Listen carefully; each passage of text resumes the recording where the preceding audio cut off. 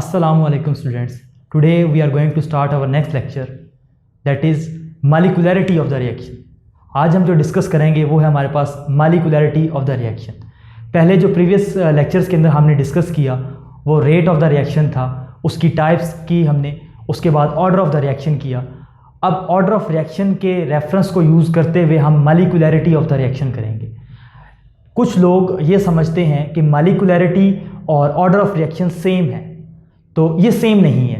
अगर आपने molecularity पहले समझनी है तो इससे पहले ये देखें कि ऑर्डर ऑफ रिएक्शन क्या है, क्योंकि ऑर्डर ऑफ रिएक्शन को कुछ लोग इसके साथ बहुत ज़्यादा मिक्सअप कर देते हैं. तो उसकी जो लिंक है वो हमने डिस्क्रिप्शन में डाल दी, वो आपने लाजमी देखनी है और उसके बाद आपने आना है molecularity ऑफ द रिएक्शन पे. तो हम इसको स्टार्ट करते हैं कि molecularity क्या हो. molecularity ऑफ द रिएक्शन,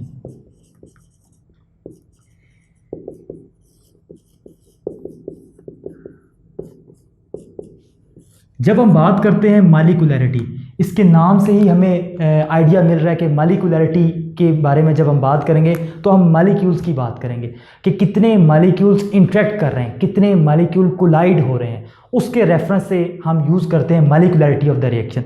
अब हम इसकी एग्जैक्ट डेफिनेशन के ऊपर आते हैं तो हम क्या इसकी बात करेंगे. molecularity of reaction explain the number of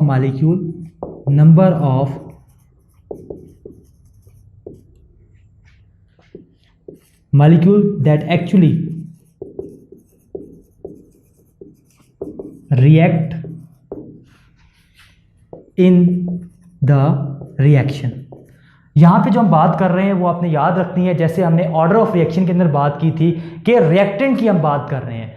जहाँ भी कैनेटिक्स का हम डिस्कस करेंगे तो कैनेटिक्स में आपने याद रखना है कि हमेशा हम रिएक्टेंट को ही डिस्क्राइब करेंगे, रिएक्टेंट की ही बात करेंगे, कभी भी प्रोडक्ट की बात नहीं होगी. प्रोडक्ट की बात उस वक्त होगी जब हम बात कर रहे होंगे रिवर्सिबल रिएक्शन की. तो यहाँ पे बात याद रखनी है आपने. तो यहाँ पे हम क्या यूज़ कर रहे हैं, रिएक्टेंट की कंसंट्रेशन की बात कर रहे हैं, उसके मॉलिक्यूल कितने इंटरेक्ट करेंगे, रिएक्ट करेंगे, उसकी हम बात कर रहे हैं. अब हम यहाँ पे जो बात करते हैं, ये तो हमने molecularity की बात कर ली. अब हम ये कहते हैं कि जैसे कि हमने ये बात की थी ऑर्डर ऑफ रिएक्शन के अंदर कि अगर मल्टीपल स्टेप है तो हम ऑर्डर फाइंड कर रहे थे रेट डिटर्मिनिंग स्टेप से.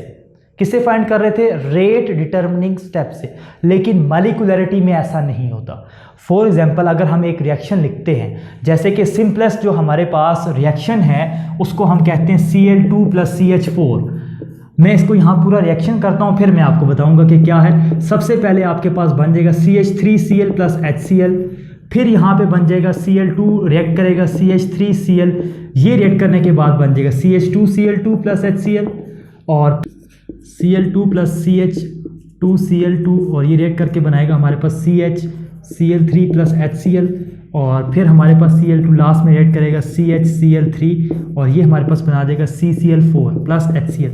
अब ये जो सिंपल रिएक्शन है जिसको हम कहते हैं free radical reaction. Free radical reaction में अब ये उस वक्त तक कंप्लीट नहीं होता जब तक सारे के सारे हाइड्रोजन रिप्लेस नहीं हो जाते. अब अगर हम इसकी molecularity चेक करें तो वो डिफरेंट, मतलब अलग से चेक करेंगे. इसकी molecularity अलग से चेक करेंगे, इसकी molecularity अलग से चेक होगी और इसकी molecularity अलग से चेक होगी. तो यहाँ पे जो हम बात कर रहे हैं वो ये है कि molecularity of the reaction, molecularity of reaction is calculated from every elementary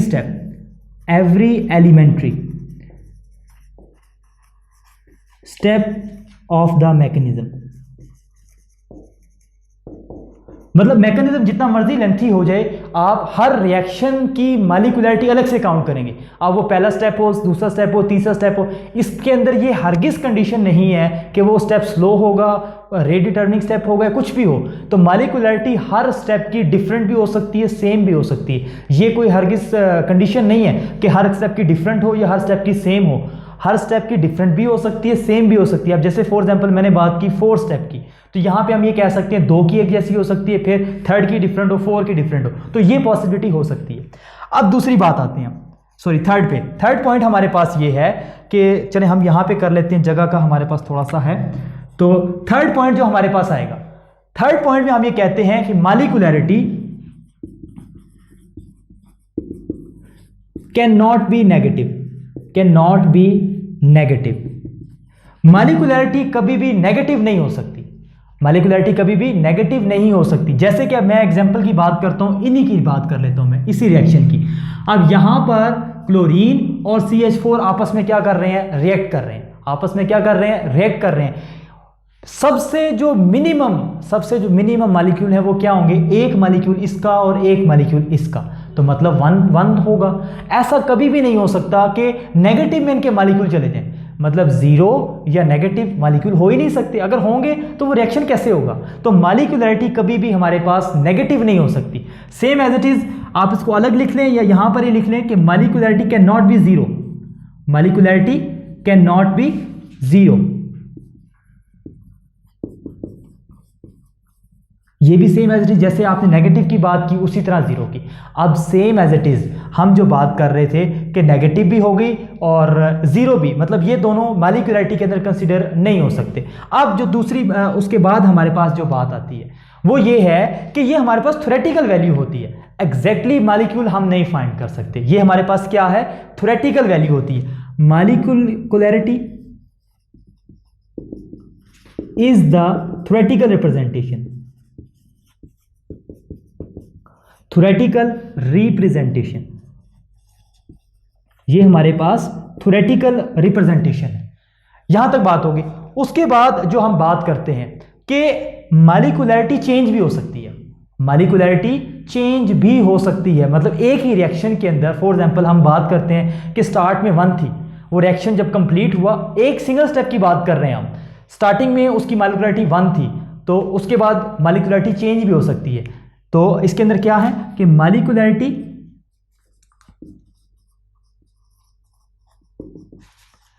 is changeable, जबकि ऑर्डर ऑफ जो रिएक्शन हमने बात की थी वो चेंजेबल नहीं होता, वो फिक्स होता है। एक रिएक्शन का जो है उसी के अकॉर्डिंग रहेगा। अभी हमने बात की मॉलिक्यूलैरिटी ऑफ द रिएक्शन की।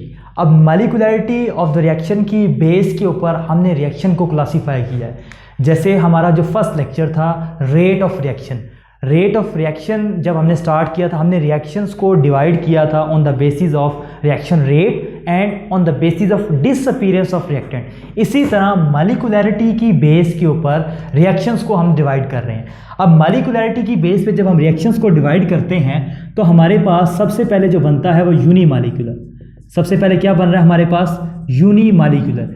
यूनिमॉलिक्यूलर अपने नाम से रिप्रेजेंट कर रहा है कि जिसके अंदर एक ही मॉलिक्यूल होगा, एक ही मॉलिक्यूल, मतलब only one molecule, only one molecule, वो रिएक्शन एक ही मॉलिक्यूल के ऊपर बेस करेगा।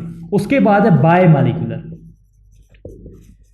बायमॉलिक्यूलर इसमें क्या होगा, टू मॉलिक्यूल्स, टू मॉलिक्यूल्स के ऊपर बेस करेगा।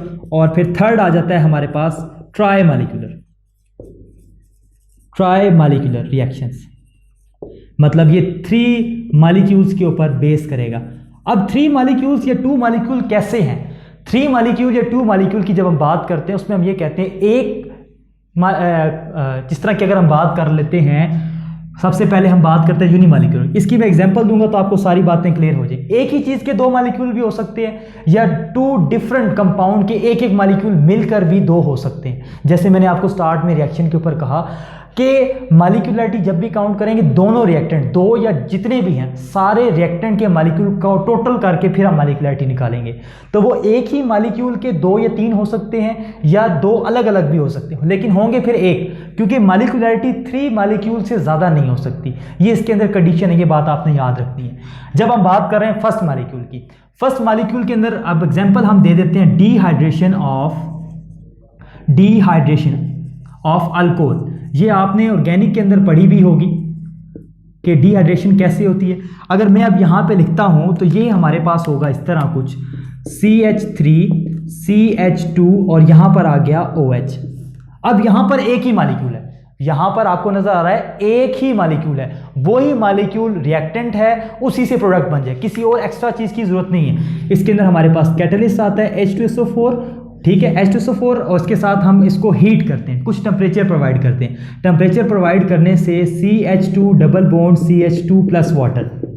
अब यहाँ पर ये रिएक्शन एक ही मॉलिक्यूल के ऊपर बेस कर रहा है, ये रिएक्शन एक ही मॉलिक्यूल के ऊपर बेस कर रहा है, इसलिए हम क्या कहते हैं इसको यूनिमॉलिक्यूलर। इसको हम क्या कह रहे हैं, यूनिमॉलिक्यूलर, क्योंकि ये एक ही मॉलिक्यूल के ऊपर बेस कर रहा है। अब हम आ जाते हैं बायोमॉलिक्यूलर के ऊपर। अब जो हम बात कर रहे हैं बायोमॉलिक्यूलर रिएक्शन की, बायोमॉलिक्यूलर में भी हम ऑर्गेनिक का रिएक्शन है उसकी बात कर लेते हैं। वो हमारे पास होता है SN2 न्यूक्लियोफिलिक सब्स्टिट्यूशन रिएक्शन। उसके अंदर हम कहते हैं कि दो मॉलिक्यूल रिएक्ट करते हैं और वो रिएक्शन बेस करता है दो मॉलिक्यूल्स के ऊपर, क्योंकि उसकी मॉलिक्यूलरिटी 2 होती है। वो आप स्टीरियो केमिस्ट्री जब पढ़ेंगे तो उसके अंदर भी हम इसकी थोड़ी सी बात करेंगे, लेकिन यहाँ पे हमारा जो मेन टॉपिक है वो है मॉलिक्यूलरिटी ऑफ द रिएक्शन। अब इसमें क्या होता है, इसके अंदर हमारे पास CH3Br, कोई भी हेलोजन ले सकते हैं, अल्काइल हाइड या जर्नल, हम रिएक्शन की बात कर रहे हैं, और इसके अंदर हम OH डालेंगे, न्यूक्लियोफाइल, ये रिएक्ट करके हमारे पास बनाएगा CH3OH प्लस Br नेगेटिव। अब इसकी जो मॉलिक्यूलरिटी है वो 2 है। क्यों मॉलिक्यूलरिटी 2 है? अब जैसे आपको यहाँ पे नजर आ रहा है, यहाँ पे एक ही मॉलिक्यूल था, यहाँ पर एक ही मॉलिक्यूल था जो कि प्रोडक्ट में कन्वर्ट हो गया। अब यहाँ पे आपको नजर आ रहा है यहाँ पर दो मॉलिक्यूल है, एक ये और एक ये, इसलिए हम इसको कहते हैं बायोमॉलिक्यूलर।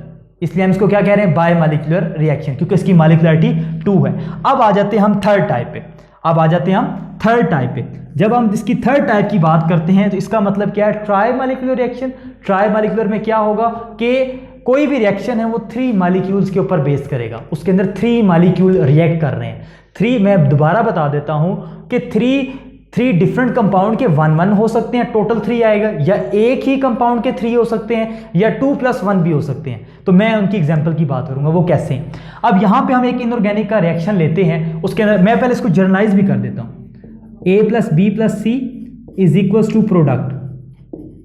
इसमें तीनों की हमने 1 ले ली, या A + 2B, इसमें प्रोडक्ट आ गई। इसमें क्या किया, एक कंपाउंड की 1 है और दूसरे कंपाउंड की 2 है, या इस तरह भी हो सकता है 3A प्रोडक्ट। तो ये तीनों जो हैं, ये तीनों इसके रिलेटिवली हमने बात की कि एक की ही 3 हो सकती हैं, एक की 2, एक की 1, ये तीनों इसकी सब टाइप्स में आ जाती हैं। ये हमने इसकी जनरलाइज फॉर्म कर दी। अब हम इसी में से एक इसकी एग्जांपल लेते हैं। जैसे हमने 2 ऑर्गेनिक की ले ली, अब यहाँ पे इनऑर्गेनिक रिएक्शन है, उसकी रिएक्शन की हम बात कर लेते हैं। वो हमारे पास क्या होगा, SnCl2 + FeCl3, 2 कंपाउंड है, ये आपस में रिएक्ट करेंगे। रिएक्ट करने के बाद इसके साथ हमारे पास आता है 2। अब ये बात आपने याद रखनी है, इसके 2 हो गए और इसके 1 हो गए। इसकी मॉलिक्यूलरिटी 2, 2 मॉलिक्यूल है FeCl3 के और एक मॉलिक्यूल है SnCl2 के। ये दोनों मिलकर जो प्रोडक्ट बनाएंगे हमारे पास SnCl4 + FeCl2, यहाँ भी 2 आएगा, और बस इसको, ये हमारे पास टोटल प्रोडक्ट बनती है। तो ये हमारे पास एग्जांपल है ट्राइमॉलिक्यूलर रिएक्शन की। तो आई होप आपको समझ आ गया होगा कि मॉलिक्यूलरिटी क्या होती है, उसके मेन फीचर्स क्या है, मतलब उसकी जो प्रॉपर्टीज़ या करैक्टरिस्टिक्स है, और फिर मॉलिक्यूलरिटी की बेस के ऊपर हमने रिएक्शंस को डिवाइड कर दिया। सबसे जो इंपॉर्टेंट चीज़ है वो आपने याद रखनी है, मॉलिक्यूलरिटी 1, 2 और 3, इससे ज़्यादा या इससे कम नहीं हो सकती। ना फ्रैक्शन में जाएगी, ना होल नंबर में जा सकती है, सिर्फ इसकी वैल्यूज़ 1, 2 और 3 होगी, सबसे इंपॉर्टेंट चीज़। तो आई होप आपको मॉलिक्यूलरिटी का डिटेल कंसेप्ट समझ आ गया होगा। तो इस हमारे चैनल को सब्सक्राइब करें, शेयर करें और वीडियो को लाइक भी करें। और इंशाल्लाह नेक्स्ट टॉपिक जो हम स्टार्ट करेंगे वो हमारे पास डिफरेंस होगा मॉलिक्यूलरिटी का और रिएक्शन ऑर्डर का, तो उसको भी लाजमी देखिएगा। अल्लाह हाफिज़।